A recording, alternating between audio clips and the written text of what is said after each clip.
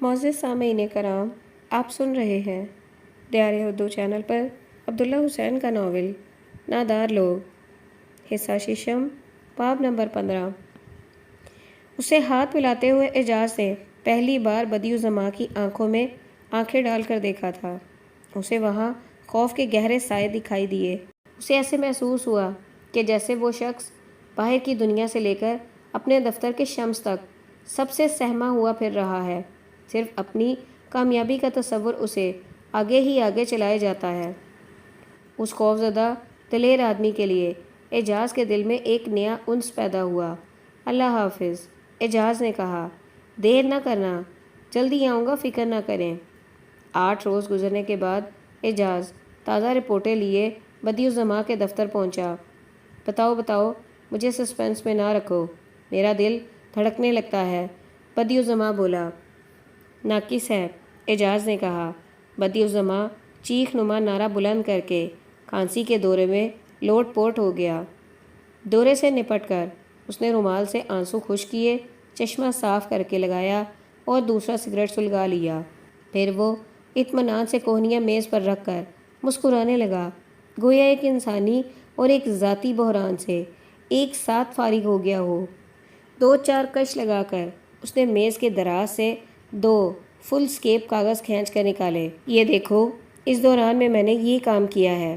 پھر وہ ہاتھ اٹھا کر تسلی کے لہجے میں بولا، نہ، رپورٹ نہیں لکھی، کام تم نے کیا ہے، رپورٹ تم لکھو گے۔ یہ صرف گائیڈ لائنز ہیں، چند پوائنٹ ہیں، انہیں ذہن میں رکھ کر رپورٹ تیار کرو۔ دوسرا مقصد لیگل سائٹ کو محفوظ کرنا تھا۔ میں نے مشورہ کر لیا ہے، میرے لیگل ایڈوائزر نے 1-2 پوائنٹ کاٹ دیے تھے، باقی سب ٹھیک ہیں۔ خیر، بہرحال سب کچھ یہی ہے، آگے تم جو کچھ لکھنا چاہو لکھو، تمہارا مال ہے، سنبھالو اور جت جاؤ۔ صرف ایک بات رہ گئی ہے، وہ مشورے والی ہے۔ کیا ہے؟ اعجاز نے پوچھا۔ یا تو ہم از خود اسے چھاپ دیں اور دیکھیں کیا ہوتا ہے، دوسری صورت ہے کہ ان سے ملاقات کر لی جائے، سارے ڈاکیومنٹ ان کے سامنے رکھے جائیں، اصل نہیں فوٹو کاپیاں، اور پھر سنیں کہ یہ کیا کہتے ہیں۔ اس طرح تو انہیں اپنے ڈیفنس کا وقت مل جائے گا۔ شمس بولا۔ شمس بچے، پوری سٹوری کا تجھے پتہ نہیں اور بیچ میں بول پڑے ہو۔ سنو، بدیع الزماں سمجھانے کے انداز میں بولا، ہم یہ تو نہیں کہیں گے کہ پریس سے آئے ہیں، ہم تو پبلک اینالسٹ کے عہدے داران بن کر جائیں گے۔ مقصد یہ ہے کہ ان کی بات سنیں اور جو کچھ وہ کہیں وہ بھی رپورٹ میں شامل کر دیں۔ اس طرح رائٹ اپ مزید مکمل ہو جائے گا، 1 سائیڈڈ نہیں رہے گا۔ خیال تو اچھا ہے، اعجاز نے کہا۔ تو پھر ٹھیک ہے، جانے کے لیے تیار رہو۔ میں؟ اعجاز نے پوچھا۔ بھئی یہ تمہارا بیبی ہے، فرسٹ پرسن رپورٹ ہے، دوسری سائٹ کو بھی تم ہی کور کرو گے، جیسے آپ کہیں۔ درست، 4 ستمبر تمہاری ڈیڈ لائن ہے، اس کے بعد میرا کام شروع ہوگا، 2-1 دن ایڈٹ کرنے میں لگیں گے، پھر پریس میں جائے گا، 11 ستمبر کے ایشو میں نکل جائے گا۔ درست، اعجاز ہنس کر بولا۔ جاؤ اور میدان مارو، بدیع الزماں چیخ کر بولا، بے بانگ دہل مارو۔ ہنستے ہنستے اسے پھر بھری ہوئی چھاتی کی کھانسی کا دورہ پڑا۔ اسے روکتے روکتے بے اختیار اس کا ہاتھ سگریٹ کی دنیا کی طرف بڑھ گیا اور کپ کپاتی ہوئی انگلیاں اسے کھولنے لگیں۔ اسے روکتے روکتے بے اختیار اس کا ہاتھ سگریٹ کی ڈبیا کی طرف بڑھا اور کپ کپاتی ہوئی انگلیاں اسے کھولنے لگیں۔ ازمیر گھی انڈسٹری کی مل شاہدرے کے انڈسٹری ایریا میں کئی ایکڑ کے رقبے میں پھیلی ہوئی تھی۔ ازمیر گھی انڈسٹریز کی مل شاہدرے کے انڈسٹریل ایریا میں کئی ایکڑ کے رقبے میں پھیلی ہوئی تھی۔ اعجاز اپنی سابقہ پوزیشن میں کسی سے ملنے کے لیے اس سے پہلے 1-8 بار اس مل میں جا چکا تھا۔ مل کے کیمسٹ سے بھی اس نے باہر سے رابطہ کیا تھا اور اس کے گھر پہ جا کر ملاقات کی تھی۔ اعجاز نے گیٹ پہ اپنا تعارف پبلک اینالسٹ کے سٹاف کے ایک آدمی کی حیثیت سے کرایا اور گیٹ کیپر نے سیکیورٹی کے ایک آدمی کے ہمراہ اسے ایڈمن آفیسر کے پاس بھیج دیا، جو ایک ریٹائرڈ میجر تھے۔ میجر قدیر نے گرم جوشی سے اس کا استقبال کیا اور چپڑاسی کو چائے لانے کا حکم دیا۔ آپ نئے آئے ہیں؟ میجر قدیر نے پوچھا۔ جی ہاں، مجھے ابھی 2 ہفتے ہی ہوئے ہیں۔ پہلے ہمارا رابطہ مسٹر جعفری سے ہوا کرتا تھا۔ جی ہاں، جعفری صاحب کیمسٹ ہیں۔ اور آپ؟ میں نے کیمسٹری تھوڑی بہت پڑھی تو ہے، مگر میں کیمسٹ نہیں ہوں، میں انویسٹیگیشن آفیسر ہوں۔ ٹھیک، میجر قدیر نے اطمینان سے سر ہلا کر کہا۔ فرمائیے، کیسے آنا ہوا؟ میں دراصل حاجی کریم بخش صاحب سے ملنا چاہتا ہوں۔ حاجی صاحب تو چیئرمین ہیں، بہت مصروف آدمی ہیں۔ آپ کے آفس سے میں ہی ڈیل کرتا ہوں، معاملہ ذرا اہم ہے، اعجاز نے کہا۔ اگر آپ چیئرمین صاحب سے ملاقات کروا دیں تو مہربانی ہوگی۔ مشکل ہے، میجر قدیر آہستہ سے بولا۔ جعفری صاحب کو کوئی مسئلہ پیش آتا تھا تو ہمارے چیف کیمسٹ سے مل لیتے تھے۔ مجھے معلوم نہیں آپ کیا ڈسکس کرنا چاہتے ہیں، مگر چیف کیمسٹ صاحب کی ضرورت ہے تو انہیں بھی بلایا جا سکتا ہے۔ آپ کی مرضی ہے، انہیں بھی شامل کر لیں، مگر معاملے کی اہمیت کے پیش نظر چیئرمین صاحب سے بات کرنا ضروری ہے۔ کوئی ہنٹ تو دیں، آخر کس سلسلے میں بات کرنا چاہتے ہیں؟ پبلک ہیلتھ سیفٹی کا معاملہ ہے، ہم تو اس قسم کے معاملے روز ہینڈل کرتے ہیں۔ یہ معاملہ ذرا زیادہ سنجیدہ نوعیت کا ہے۔ چپڑاسی چائے لے آیا۔ میجر قدیر نے اس کی آمد کو غنیمت جانا اور چائے بنانے میں مصروف ہو گیا۔ اعجاز کو چائے کی پیالی پیش کرتے ہوئے وہ بولا، مل میں چیف کیمسٹ کے علاوہ پروڈکشن انجینئر صاحب ہیں، پھر ورکس مینیجر صاحب ہیں۔ آپ ان میں سے جس سے چاہیں مل لیں، میں ملوا دیتا ہوں، سب ذمہ دار افسر ہیں۔ میں نے عرض کیا نا میجر صاحب کہ چاہے ساری ٹیم کو اکٹھا کر لیں، مگر چیئرمین صاحب کے علاوہ کسی سے بات کرنا میرے لیے بے سود ہے۔ معاف کیجیے گا، آپ نے کیا نام بتایا؟ محمد اعجاز صاحب۔ پکی بات ہے کہ معاملہ ہماری لیول پر ڈیل نہیں ہو سکتا؟ جی پکی بات ہے۔ میجر قدیر کچھ دیر تک سوچتا رہا۔ اس کے چہرے سے ہلکی سی پریشانی کے آثار ظاہر ہو رہے تھے۔ پھر میں زیادہ سے زیادہ مینیجنگ ڈائریکٹر تک جا سکتا ہوں، وہ چیئرمین صاحب کے بڑے صاحبزادے ہیں، مل کر سارا بندوبست ان کے ہاتھ میں ہے۔ یہ کہہ کر میجر قدیر نے ٹیلی فون گھمایا۔ ایم ڈی صاحب دفتر میں ہیں؟ اس نے فون میں پوچھا۔ فارغ ہیں، کیمیکل ایگزامنز کے دفتر سے ایک صاحب تشریف لائے ہیں، ملنا چاہتے ہیں۔ جی جی، اچھا۔ میجر قدیر نے فون رکھ دیا۔ میں ابھی 2 منٹ میں حاضر ہوتا ہوں، اس نے اعجاز سے کہا۔ وہ اٹھ کر باہر نکل گیا۔ اگر ان لوگوں نے کیمیکل ایگزامینر کے دفتر میں فون کر کے پوچھ لیا تو پھر اعجاز کا دل دھک دھک کر رہا تھا۔ اس آدمی نے کیمیکل ایگزامینر کہا ہے۔ اس نے سوچا، کیا میں نے پبلک اینالسٹ کا لفظ استعمال کر کے غلطی تو نہیں کی؟ اس سے انہیں شک پڑ سکتا ہے، سارا کھیل ایک لمحے میں بگڑ سکتا ہے۔ اگر ان کو حقیقت معلوم ہو گئی تو پھر میں کیا کروں گا؟ اعجاز دفتر میں اکیلا بیٹھا تھا اور میجر قدیر کی غیر حاضری کے چند منٹ اتنے طویل ہو گئے تھے کہ اعجاز سے چائے نگلی نہ جا رہی تھی۔ آخر اس نے اپنے آپ کو تسلی دی، یہی ہے نا، مجھے اپنی اصل حیثیت واضح کرنی پڑے گی۔ کیا کر لیں گے؟ اعجاز کی قسمت اس کے آڑے آئی۔ میجر قدیر آ کر اپنی کرسی پر بیٹھ گیا۔ پتہ نہیں جعفری صاحب سے آپ کا رابطہ ہوا یا نہیں، ان کے ساتھ ہماری ارینجمنٹ تھی، ہمیشہ وہی آیا کرتے تھے، سیمپل وغیرہ لے جایا کرتے تھے، بلکہ ہم خود ہی انہیں بھیج دیا کرتے تھے۔ بڑی اچھی انڈرسٹینڈنگ تھی۔ اس نے رک کر معنی خیز نظروں سے اعجاز کو دیکھا۔ جب اعجاز اسی خاموشی سے اسے دیکھتا رہا تو میجر قدیر دوبارہ بولا، ہماری مل ماڈرن فیکٹری ہے، ہر سٹیج پر کنٹرول موجود ہے، سٹاف ہو یا مشینری، کسی چیز کی کمی نہیں۔ فوراً کنسلٹیشن کی ہدایات کے مطابق ہم اپنا پروڈکٹ تیار کرتے ہیں۔ دیکھیے میجر صاحب، اعجاز نے کہا، میں چیئرمین صاحب سے ملنے آیا ہوں۔ اگر ان سے ملاقات نہیں ہو سکتی تو بتا دیں، میں چلا جاؤں گا اور اپنے افسران کو مطلع کر دوں گا۔ اچھا تو پھر چلیے، مینیجنگ ڈائریکٹر صاحب سے مل لیجئے، وہی آپ کو جواب دیں گے۔ مینیجنگ ڈائریکٹر حاجی وسیم بخش کے سیکرٹری سے مل کر اعجاز اور میجر قدیر اس کے بڑے سے ایئر کنڈیشن دفتر میں داخل ہوئے۔ لکڑی کی بھاری میز کے پیچھے 50 کے لگ بھگ کی عمر کا آدمی بیٹھا تھا۔ اس نے قمیض اور پتلون پہنی ہوئی تھی۔ اس نے بیٹھے بیٹھے اعجاز سے ہاتھ ملایا اس کے سامنے ایک اور آدمی کرسی پہ بیٹھا تھا۔ میجر قدیر نے تعارف کرایا، یہ طارق صاحب ہیں، ہمارے ورکس مینیجر۔ طارق اٹھ کر اعجاز سے ملا۔ میجر صاحب نے بتایا ہے کہ آپ کوئی بات کرنا چاہتے ہیں؟ حاجی وسیم بخش نے کہا، جی ہاں، میں نے عرض کی تھی کہ میرا مقصد چیئرمین صاحب سے ملاقات کرنے کا ہے۔ اگر آپ صاحبان بھی ساتھ ہوں تو اور بھی اچھا ہو، مگر میں جو بات کرنا چاہتا ہوں وہ ان کی موجودگی میں ہو تو بہتر ہے۔ چیئرمین صاحب ڈے ٹو ڈے بزنس کو ڈیل نہیں کرتے، میں کرتا ہوں۔ حاجی وسیم بخش نے کہا، آپ نے جو کچھ کہنا ہے بلا تعامل مجھ سے کہہ سکتے ہیں، میں ہر قسم کا ڈیسیژن لینے کی پوزیشن میں ہوں۔ میرا ارادہ تھا، اعجاز نے کہا، کہ چیئرمین صاحب کے خیالات معلوم کروں۔ یہ ٹاپ لیول کا معاملہ ہے، آپ ہی کے فائدے کی بات ہے۔ معاملہ کس نوعیت کا ہے؟ Product quality. معاملہ ہیلتھ ڈپارٹمنٹ تک پہنچ چکا ہے۔ چیئرمین صاحب ہر روز مل میں بھی نہیں آتے۔ حاجی وسیم بخش بولا، آپ کھل کر بات کریں، ہمارا کوالٹی کنٹرول فرسٹ ریٹ ہے۔ آپ کے جعفری صاحب کئی سال سے ہماری کوالٹی سے مطمئن ہیں۔ پھر آپ مہربانی کریں چیئرمین صاحب سے جس روز کی اپائنٹمنٹ ملتی ہے لے دیں، میں اس روز آ جاؤں گا۔ کوشش کریں کہ ان کی پہلی فرصت میں وقت مل جائے۔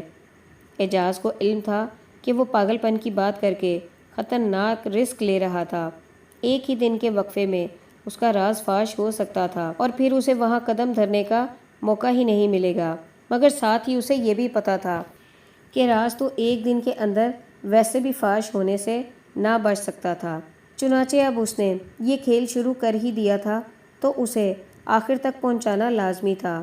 اس کا دل پھر سے دھڑکنا شروع ہو گیا تھا۔ ایک بار پھر اعجاز کا ڈھونگ چل گیا۔ حاجی وسیم بخش نے ٹیلی فون اٹھایا اور بہت نیچی آواز میں کوئی بات کی، پھر فون رکھ کر اعجاز سے مخاطب ہوا، اتفاق سے حاجی صاحب ابھی تشریف لائے ہیں، چلیے۔ وہ اٹھتے ہوئے بولا، آئیے طارق صاحب، میجر صاحب آپ بھی آ جائیں۔ چاروں آدمی باہر برآمدے میں نکل کر ایک دوسرے کے پیچھے چیئرمین حاجی کریم بخش کے کمرے میں داخل ہوئے۔ یہ دفتر مینیجنگ ڈائریکٹر کے دفتر جتنا ہی بڑا تھا، مگر شاندار قیمتی فرنیچر سے سجا ہوا تھا۔ چمڑے سے منڈی ہوئی بھاری میز، کرسیاں تھیں، فرش پر بڑھیا قالین اور ایک دیوار کے ساتھ سیاہ چمڑے کا صوفہ سیٹ اور کافی ٹیبل بچھے تھے۔ میز پر 3-4 ٹیلی فون رکھے تھے۔ حاجی کریم بخش کی شکل اپنے بیٹے حاجی وسیم بخش سے ملتی تھی۔ ان کے چہرے پہ کتری ہوئی سفید داڑھی تھی اور سر پر موٹی مشین پھرے ہوئے سفید بال تھے جن کے اندر کھوپڑی کی گلابی جلد دکھائی دے رہی تھی۔ وہ 70 کے پیٹے کے صحت مند آدمی تھے۔ انہوں نے سفید ململ کا کرتا اور لٹھے کی شلوار پہن رکھی تھی اور ایک ہاتھ میں تسبیح تھی جسے وہ باتیں کرنے کے دوران انگلیوں میں مستقل پھیرتے جا رہے تھے۔ انہوں نے کسی سے ہاتھ ملائے بغیر تسبیح والے ہاتھ کے اشارے سے سب کو بیٹھنے کے لیے کہا اور ان 3 آدمیوں کی جانب متوجہ رہے جو ان کے ایئر کنڈیشن کے ٹینوں کی چھیڑ چھاڑ میں مصروف تھے۔ بھئی یہ آپ نے کیسے آدمی رکھے ہوئے ہیں؟ انہوں نے کچھ دیر کے بعد پلٹ کر میجر قدیر اور ورکس مینیجر طارق کو مخاطب کرتے ہوئے کہا، 3 دن سے لگے ہوئے ہیں اور ایک اے سی ان سے ٹھیک نہیں ہوتا۔ میجر قدیر اچھل کر کرسی سے اٹھا اور ایئر کنڈیشنر کے گرد چمگٹا کیے ہوئے 3 آدمیوں کے پاس جا کھڑا ہوا۔ اگر اس میں خرابی ہے تو بدل دیں، حاجی کریم بخش نے اکتائے ہوئے لہجے میں کہا۔ بدل دو، میجر قدیر نے الیکٹریشنوں کو حکم دیا، اتار کر لے جاؤ اور ابھی دوسرا لا کر فٹ کر دو۔ پھر حاجی کریم بخش نے کرسی پہ اپنا رخ سیدھا کیا اور سوالیہ نظروں سے اپنے بیٹے کی جانب دیکھا۔ یہ اعجاز صاحب کیمیکل ایگزامنز کے دفتر سے آئے ہیں، حاجی وسیم بخش نے بتایا۔ ان کا اصرار تھا کہ آپ سے ملاقات کرنا چاہتے ہیں۔ حاجی کریم بخش نے انہی سوالیہ نظروں سے اعجاز کی طرف دیکھا۔ معاف کیجیے گا، آپ کو زحمت دی، اعجاز نے کہا۔ حاجی کریم بخش جواب دیے بغیر اعجاز کو دیکھتے رہے۔ دراصل بات کی نوعیت ایسی ہے کہ میں ڈائریکٹ آپ سے بات کرنا چاہتا تھا، وہ جو پہلے آیا کرتے تھے۔ حاجی کریم بخش نے اعجاز کی بات نظر انداز کرتے ہوئے کہا۔ حاجی وسیم بخش سے پوچھا، کیا نام تھا؟ جعفری صاحب۔ کیا وہ تبدیل ہو گئے؟ جی نہیں، اعجاز نے جواب دیا۔ وہ لیبارٹری کے سٹاف میں سے ہیں۔ میں انویسٹیگیشن آفیسر ہوں۔ میں 2 ہفتے پہلے ہی یہاں آیا ہوں۔ اس سے پہلے آپ کہاں تھے؟ ملتان میں تھا۔ ملتان میں ہماری دوسری مل ہے، اسی نام سے ہے۔ آپ حاجی رحیم بخش کو جانتے ہوں گے، وہ میرے چھوٹے بھائی ہیں۔ جی دراصل میری زیادہ تر سروس صادقہ آباد میں گزری ہے۔ ملتان میں صرف 1 ماہ رہا، پھر یہاں تعینات کر دیا گیا، مگر مجھے علم ہے کہ ملتان میں آپ کی مل ہے، گو وہاں جانے کا اتفاق نہیں ہوا۔ تو آپ کس معاملے پر بات کرنا چاہتے ہیں؟ حاجی کریم بخش نے تیز تیز تسبیح کے دانے گراتے ہوئے کہا۔ اعجاز نے گلا صاف کیا۔ بات یہ ہے جناب کہ ایک وسیع علاقے میں بہت سارے لوگ میتے کی بیماریوں میں مبتلا ہو گئے ہیں اور متعدد کیسوں میں یہ بیماریاں خطرناک صورت اختیار کر گئی ہیں۔ خدا کا شکر ہے ابھی کوئی موت واقعہ نہیں ہوئی۔ ڈاکٹروں کی مختلف رپورٹیں ڈسٹرکٹ ہسپتالوں میں پہنچی ہیں۔ انہوں نے ہمیں کانٹیکٹ کیا ہے۔ ڈاکٹروں کی تشخیص کے مطابق ان سب بیمار ہونے والوں میں ایک قدر مشترک ثابت ہوئی ہے، اور وہ آپ کے گھی کا استعمال ہے۔ ہم نے از خود دکان سے آپ کا گھی خرید کر انالیسس کیا ہے اور ساتھ ہی انڈیپینڈنٹ لیبارٹریوں سے بھی کروایا ہے۔ سب رپورٹیں ایک دوسری کے مطابق آئی ہیں۔ ان سے ظاہر ہوا ہے کہ آپ کا گھی ناقص ہے۔ ہمارا کوالٹی کنٹرول تو بڑی سختی سے چیک ہوتا رہتا ہے، ورکس مینیجر طارق بولا۔ ہماری رپورٹیں مختلف صورتحال ظاہر کرتی ہیں، اعجاز نے کہا۔ اس نے جیب سے ایک کاغذ نکال کر پڑھنا شروع کر دیا۔ مثلاً FFA یعنی فری فیٹی انڈسٹریز، جن کی زیادہ سے زیادہ مقدار ہم نے 0.2% مقرر کر رکھی ہے، اور آپ کے گھی میں 0.6 اور 7% کی شرح تک پائی گئی ہے، جس کی وجہ سے معدے میں تیزابیت پیدا ہوتی ہے جو ہاضمے کے عمل میں خرابی پیدا کرتی ہے۔ اس کے بعد بدبودار مادے کے ٹیسٹ ہیں، رینسڈٹی اور پرو آکسائڈ ٹیسٹ، ان پر بھی آپ کا گھی پاس نہیں ہوا۔ سب سے زیادہ خرابی گھی میں نکل دھات کی موجودگی سے ہے۔ اس کی حد 0.5 ppm مقرر ہے۔ آپ کے گھی میں وہ اس سے کافی تجاوز کرتی ہے۔ نکل دھات کو مکمل طور پر صاف نہ کرنے کی وجہ سے انسانی سسٹم میں معدے کی خرابی سے لے کر السر اور کینسر تک کے مرض لاحق ہو سکتے ہیں۔ 2-4 لمحوں تک سب خاموش بیٹھے رہے، پھر حاجی وسیم بخش مینیجنگ ڈائریکٹر بولا، یہ ناممکن ہے۔ ہمارے پاس کوالیفائڈ سٹاف ہے جو 24 گھنٹے کوالٹی کی نگرانی کرتا ہے۔ آپ کے چیف سائنٹسٹ ڈاکٹر خدا بخش کھوکر ہی ہیں نا؟ حاجی رحیم بخش نے بات کا رخ بدل کر کہا۔ جی ہاں، اعجاز نے جواب دیا۔ اچھا، رحیم بخش نے آہستہ آہستہ کئی بار سر ہلایا۔ میں انہیں جانتا ہوں۔ بہرحال، کیوں بھائی وسیم، یہ کیا معاملہ ہے؟ حاجی صاحب، ہمارے انالیسس کی روزانہ رپورٹیں ہمارے پاس موجود رہتی ہیں۔ ہمارے رزلٹ قطعی طور پر ان حدود کے اندر ہیں۔ آپ حاجی وسیم بخش اعجاز سے مخاطب ہوا۔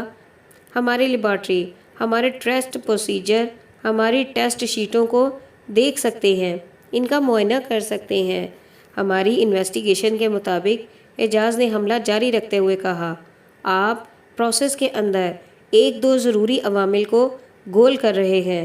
مثلاً پوسٹ نیوٹرلائزیشن نہیں کرتے، کیونکہ اس سے آپ کا 2% پروسیس لاس ہوتا ہے۔ رینسٹیڈیٹی اور پرو آکسائڈ ویلیو کے کنٹرول میں ویکیوم سٹیم ڈسٹیلیشن کرنی پڑتی ہے، وہ آپ نہیں کرتے، جس سے آپ کی سٹیم کا خرچہ بچ جاتا ہے۔ پھر نکل کو صاف کرنے کے لیے سٹرک ایسڈ استعمال کرنا پڑتا ہے، جو ایک قیمتی کیمیکل ہے، وہ آپ بچا جاتے ہیں۔ یہ انویسٹیگیشن آپ نے کہاں سے کی ہے؟ ورکس مینیجر طارق نے سختی سے پوچھا۔ یہ کانفیڈینشیل انفارمیشن ہے، میں اسے بتانے کا مجاز نہیں ہوں، اعجاز نے کہا۔ اب حاجی وسیم بخش اور ورکس مینیجر طارق سمن بکمن بیٹھے تھے۔ صرف چیئرمین حاجی کریم بخش طمانیت سے بیٹھے ہوا میں دیکھتے ہوئے تسبیح پر تیز تیز انگلیاں چلا رہے تھے۔ ڈاکٹر کھوکر میرے چھوٹے بھائی کے اسکول فیلو ہیں، وہ مسکرا کر بولے۔ میرا خیال تھا ریٹائرڈ ہو چکے ہوں گے۔ دیکھیے، اور کیا نام بتایا آپ نے؟ محمد اعجاز۔ دیکھیے اعجاز صاحب، میں صرف 2-3 باتیں کرنا چاہتا ہوں۔ پہلے تو یہ کہ ہماری انڈسٹری کو چلتے ہوئے 20 سال ہو چکے ہیں۔ اس عرصے میں ہمیں آپ کے محکمے سے کوئی شکایت موصول نہیں ہوئی۔ اب یکا ہمارا پروڈکٹ خراب ہو گیا، پھر آپ کو حکم ہے کہ آپ ہمارے ملک میں انڈسٹریلائزیشن کا عمل نیا شروع ہو رہا ہے۔ ہم تو شکر کرتے ہیں کہ فیکٹریاں لگ رہی ہیں، مال پروڈیوس ہو رہا ہے، لوگوں کو روزگار مہیا ہو رہا ہے، معیشت ترقی کر رہی ہے۔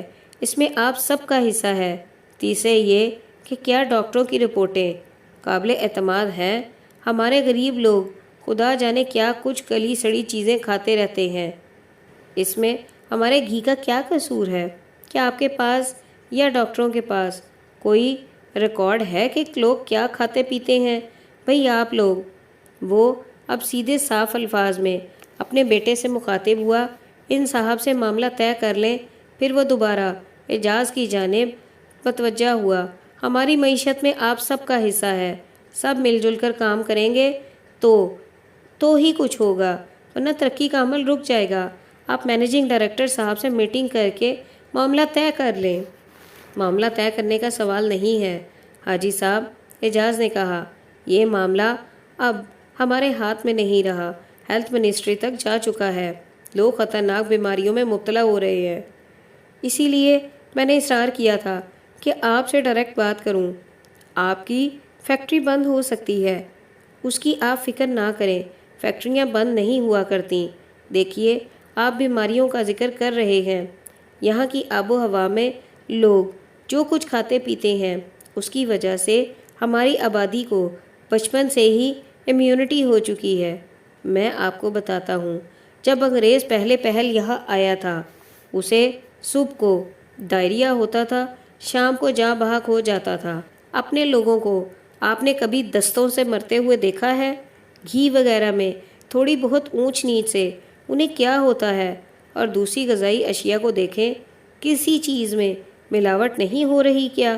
مگر حاجی صاحب، اعجاز نے کہا، ہمارا فرض تو ان چیزوں کو روکنا ہے۔ ارے اس ملک میں سب کچھ چلتا ہے بھائی، آپ ہماری مینجمنٹ کے ساتھ معاملہ طے کر لیں۔ میری پوچھتے ہیں تو آپ کو سچی بات بتاؤں؟ جی، اعجاز نے کہا، جب سے میں نے ہوش سنبھالی ہے میرے دل میں صرف ایک ہی خواہش ہے کہ خداوند تعالیٰ مجھے مدینے میں موت نصیب کرے۔ اعجاز اچنبے کی حالت میں بیٹھا دیر تک حاجی کریم بخش کا منہ دیکھتا رہا۔ بے بانگ دہل کے دفتر سے بدیع الزماں کی کھانستی ہوئی چیخ نما ہنسی کی آواز آ رہی تھی۔ اعجاز اور شمس اس کے سامنے بیٹھے ہنس رہے تھے، یعنی اس نے کوئی ایکسکیوز پیش نہیں کیا۔ بدیع الزماں حیرت اور خوشی کی ملی جلی کیفیت میں چلا چلا کر بول رہا تھا، کوئی وعدہ نہیں کہ اپنی کارکردگی کو بہتر بنائے گا، اپنی کسی کوتاہی کو تسلیم نہیں کیا۔ اعجاز نے نفی میں سر ہلایا۔ یعنی کیا واقعی صرف یہ کہا کہ اس ملک میں سب چلتا ہے، اور یہ کہ خداوند تعالیٰ مدینے میں موت نصیب کرے؟ اللہ اکبر! بدیع الزماں بولا، واہ، یہ تو ایسی لائن ملی ہے کہ پٹڑا کر دیں گے۔ رپورٹ کے آخر میں جب مالکان کی ریاکشن کی بات کرو تو صرف یہی 2 جملے لکھ دو، اس کے بعد اور ہاں یہ کہ مینجمنٹ سے معاملہ طے کر لو۔ معاملے کو کوٹیشن مارکس میں لکھنا، اس کے بعد فل سٹاپ، رپورٹ ختم، پردہ ڈراپ۔ پھر دیکھو اس کا امپیکٹ کیا ہوتا ہے۔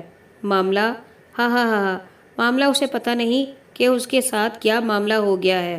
ٹھیک، اعجاز نے کہا، مگر یار اعجاز، بدیع الزماں تعریفانہ انداز میں بولا، تم نے رسک بڑا لیا، 2 جگہ پر پکڑے جا سکتے تھے، ایک ٹیلی فون کال ہوتی اور تمہارا پول کھل جاتا، مگر تم نے اپنی ہمت برقرار رکھی۔ مجھے پتا تھا وہ میز پر ہاتھ مار مار کر چیخا، مجھے پتا تھا تمہارے جیسا آدمی ہی یہ کام کر سکتا ہے، ہم دونوں ملک میں ڈنکا بجائیں گے۔ وہ جیسے جیسے جوش میں آتا جاتا تھا، سگریٹ پہ سگریٹ پھونکتا جا رہا تھا۔ اب تو میں یہ سوچ کر پاگل ہو رہا ہوں کہ آج وہاں پہ کیا سین ہوگا۔ تمہارے آنے کے فوراً بعد انہوں نے کیمیکل ایگزامینر کے دفتر فون کھڑکائے ہوں گے، اس وقت حاجی سیکیورٹی سے لے کر مینیجنگ ڈائریکٹر تک سارے سٹاف کو تگنی کا ناچ نچا رہا ہوگا، ہے نا؟ وہ چیخا اور تسبیح پھیر رہا ہوگا۔ اعجاز نے کہا، ہاں ہاں ٹھیک، بالکل ٹھیک۔ جب کمرہ دھوئیں سے بھر گیا اور کھڑکیاں کھولنے پر بھی کم نہ ہوا تو اعجاز اٹھ کھڑا ہوا۔ ڈیڈ لائن سے پہلے دے دو گے نا؟ بدیع نے پوچھا۔ دے دوں گا یار، لیگل ایڈوائزر کو بھی دکھانی ہے، اس کا اصرار ہے۔ ہاں سمجھ گیا، اعجاز نے کہا۔ جس روز رپورٹ چھپی، جلی حروف میں اپنا نام پڑھ کر اعجاز کو اپنے بدن میں ایک ایسی سنسنی کا احساس ہوا جو اس نے پہلے شاید ہی کبھی محسوس کی ہو۔ گو اسے یہ احساس ہلکا سا مانوس بھی لگا، مگر اس کا مقام کوشش کے باوجود اپنی یاد میں اسے کہیں دکھائی نہ دیا۔ بے بانگ دہل ابھی تک عام بک سٹالوں پہ نہ بکتا تھا، صرف چند دکاندار اسے رکھنے پہ راضی ہو سکے تھے، جن میں زیادہ تر لکڑی کے پھٹوں والے اخبار فروش تھے۔ پرچے کی چند کاپیاں اوپر نیچے رکھی ہوئی تھیں اور ہفتے کے آخری دن تک اوپر والی کاپی کا پہلا صفحہ گرد، پانی کے چھینٹوں اور مکھی کی بٹوں سے اٹ کر سیاہ ہو چکا تھا۔ 11 ستمبر والے دن اعجاز نے دھلے دھلائے طے کیے ہوئے کپڑوں کا جوڑا پہنا اور موٹر سائیکل پر سوار ہو کر ان دور دور کے بک سٹالوں پہ گیا جہاں بے بانگ دہل پہنچتا تھا۔ ان 2-4 بک سٹالوں پہ اس نے ہر ایک پر سے پرچہ اٹھا کر دیکھا، ورگردانی کرتے ہوئے اس صفحے پہ پہنچا جہاں چوکٹے کے اندر موٹے الفاظ میں اس کی رپورٹ کا عنوان لکھا تھا، گھی کا اسکینڈل، بے بانگ دہل کی خصوصی رپورٹ۔ نیچے ذرا چھوٹے حروف میں مگر الگ چوکٹے کے اندر اس کا نام تھا، ملک محمد اعجاز۔ ہر جگہ پر وہ چند منٹ تک اپنے نام پہ نظریں جمائے کھڑا رہا، پھر پرچہ رکھ کر آگے چل پڑا۔ 3 گھنٹے کے اندر اس نے کئی میل کا چکر کاٹا۔ ہر بار اپنے لکھے ہوئے الفاظ اور پرنٹ کیا ہوا نام دیکھ کر اس کے دل کی دھڑکن تیز ہو جاتی، خون اس کے کانوں میں سنسنانے لگتا اور جلد جھرجھراتی۔ ایک نشے کی سی کیفیت تھی جو چند لمحوں کے لیے اس پہ طاری ہو جاتی اور اپنے پیچھے ایک خوش کن احساس چھوڑ جاتی۔ آخری بک سٹال پہ اعجاز کو اس احساس کی دھار ذرا کند ہوتی ہوئی معلوم ہوئی۔ وہ اس انوکھی سنسنی کے مان پڑ جانے کے خیال کو سہار نہ سکا۔ اس نے جیب سے نقدی نکالی اور پرچے کی ایک کاپی خرید لی۔